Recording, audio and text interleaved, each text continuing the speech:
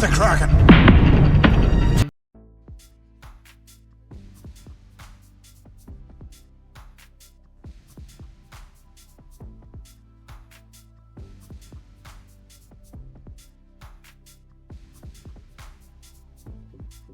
The rear end, stick this in between.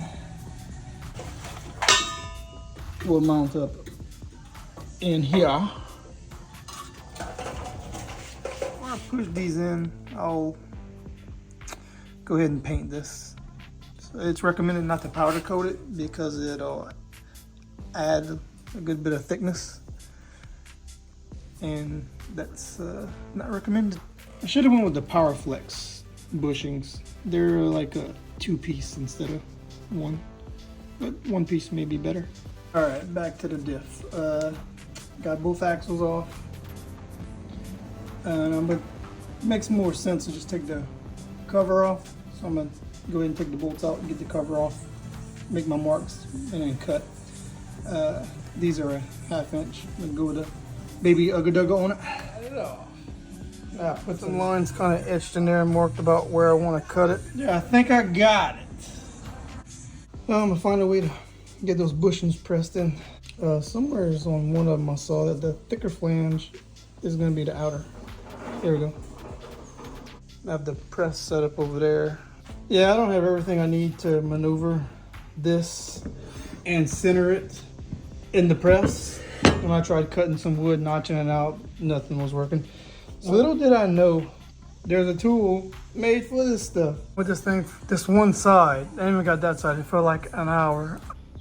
All right, so these bushings were designed to go into the factory diff support brace.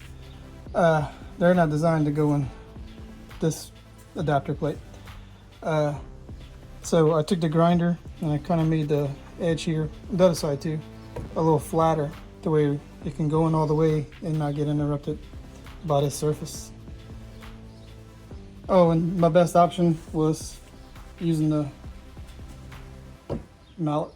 Finally got it to go in. Okay, before I slip it in, I was using, you can see that blue residue, I was using the bench grinder to shave the flange down a little bit, and that's how I made the straight too. Well, I had to sacrifice my paint job a little bit, but I got them in. Both of them are nice. The outside just had to trim flat. Inside I kind of trimmed down the whole diameter, whatever you want to call it. But they're in there. It's a tight fit like it's described. I like it. I think I did good considering these bushings weren't designed to go in there. Alright, gonna pull this off again. Just stick this in between, sandwich that bad boy. Got some new bolts to use too, though the old ones are nice. Nice clean finish. I used WD-40 and Scotch Brite. This metal didn't look good from the start. Used RVT to put a bead on the inside of the bolt holes on the cover and on the diff itself because I got the piece going in the middle. All I do is flip this around, make sure I got that right upwards too. I got my beads laid down inside. Didn't come out too pretty there, but it'll flatten out. I got my beads laid out and I got the torque wrench set to 30 pounds. Most everything I found on the website said 25 to 30, and this thing does go straight from 20 to 30. So, looks like I'm gonna go with 30. Something like that, I believe. Supplied with the kit are these bolts, nuts, and washers to mount that to the rear end and the rear end to the subframe. That's the ultimate RX-7 rear end.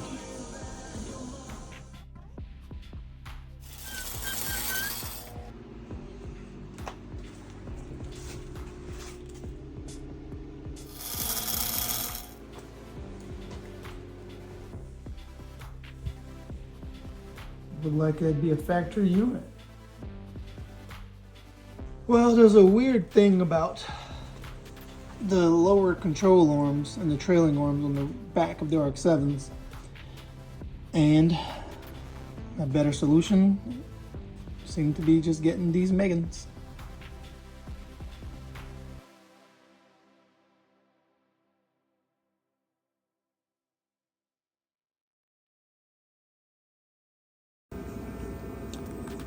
And since all the bushings are done and everything's done for the control arms section, I'm gonna pull the rear end down. We got stored up there. Mock all the components back up and then start on the axles.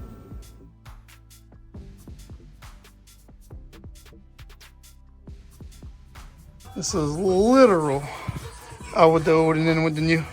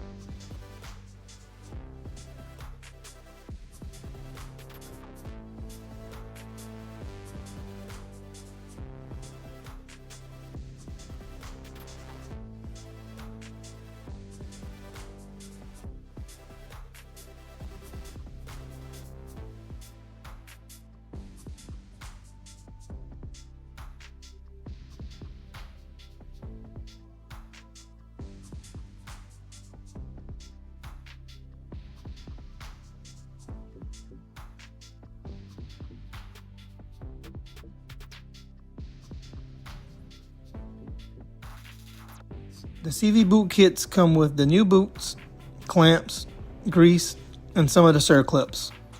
Some of the circlips have to be reused from the donor axles. The CV boot band tool we use is a KD3955. I will put some information on these kits in the description. The Mazda donor axles should be from the vehicle that is getting the swap, and the Ford donor axles should be from the vehicle that the 8.8 was sourced from. At least in my case. The Ford inners will be for the connection to the 8.8, and the Mazda outers will be for the connection to the RX-7 hubs. So, Ford axles and Mazda axles to make new axles. Round 1. This is the Mazda shaft. Taking the bands off the CV boots. As using the Ronin 8.8 instructions, force from a hammer works. Got my stickers going with hammer. Blammer, blammer, blammer.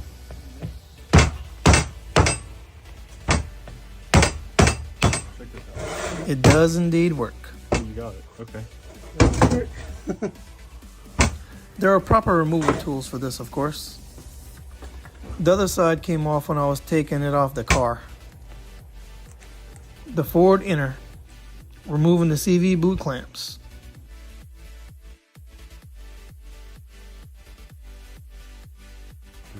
The end of the shaft has a circlip that holds the bearing from sliding off. Get behind it.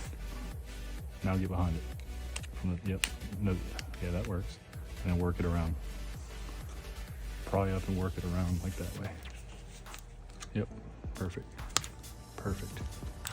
Ooh. Hit me in the forehead. It did, huh? I thought it was flying over you. This has to be removed to take the bearing off. A pair of circlip pliers would work, but we may do without. A pulley is used in the instructions, but we also may do without one.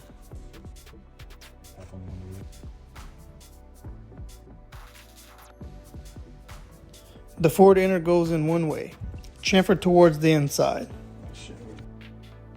Tapping with a hammer gets it on the shaft. The CV boot kits come with a new circlip to secure the bearing. The Ford side is now ready for the boot and the small band.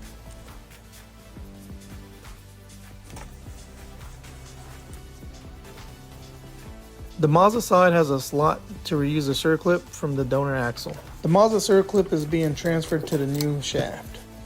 The instructions show a deep socket used to install the clip. We did without.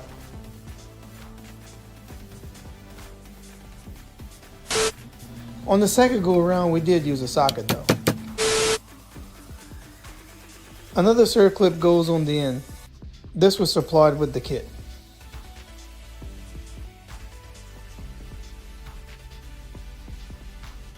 The Mazda outer can be tapped on with a hammer.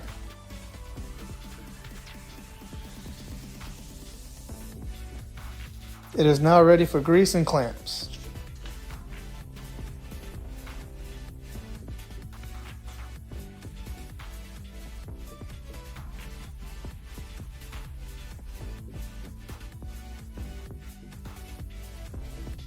So nice, we do it twice. The first axle is made up and on to the next one. Round 2.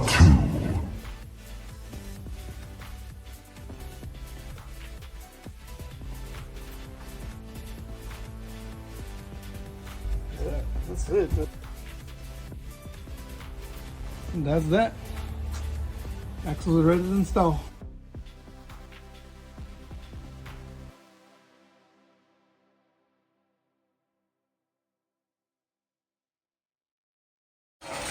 About to pick this thing up and put that rear end in.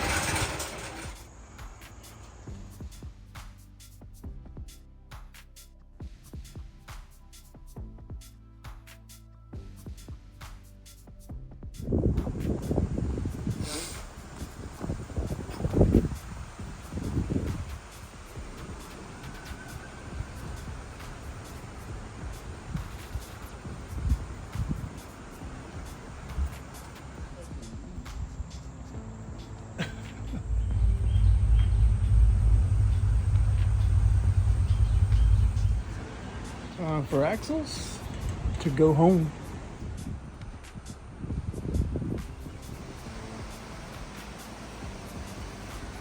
Like that with the supplied grease and send it home. Way down here.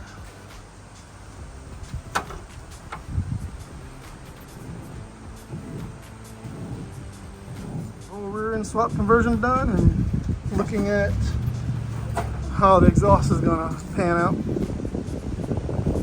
That is how you swap an 8.8 and RX-7 FD.